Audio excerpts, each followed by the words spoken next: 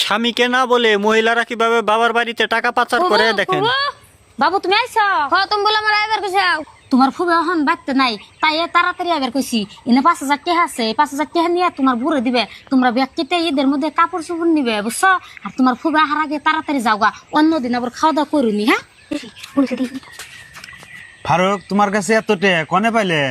ফুবু দিয়ে দিল আঙ্গ বুড়িটা দিবেন নিগে, আর আঙ্গ বাড়ির ব্যক্তিরে ঈদের মধ্যে কাপড় কিনতে গেছি।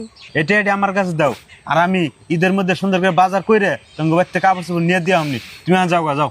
ওবো ফুলমালা, ফুলমালা, কি কন? তোমার কাছে 2 দিন আগে টেডি থুইবার দিলাম, এই টেডি বার কিনে হোক। ও বউ, আমি নিয়েতেছি। আল্লাহ, পয়সা কি গুই নাই থুইছে নিহি? আমি তো ভাবছি গুনা না, সেই জন্য থেকে 5,000 টাকা দিয়ে দিলাম বাড়িতে। সাহস করে দিয়ে গে ভাগ্যে যা আছে আছে। এই যে ধরেন পয়সা। কে রে, পয়সা কম কম লাগে না? 5,000 টাকা কম কে? কম আমি কেমনে করে কম? তাহলে না যে পয়সা কম তুমি জানো না? না ফারুকের কাছে এই টেহাডি কেরা দিয়ে দিছিল? আমি তো দিয়ে দিছি।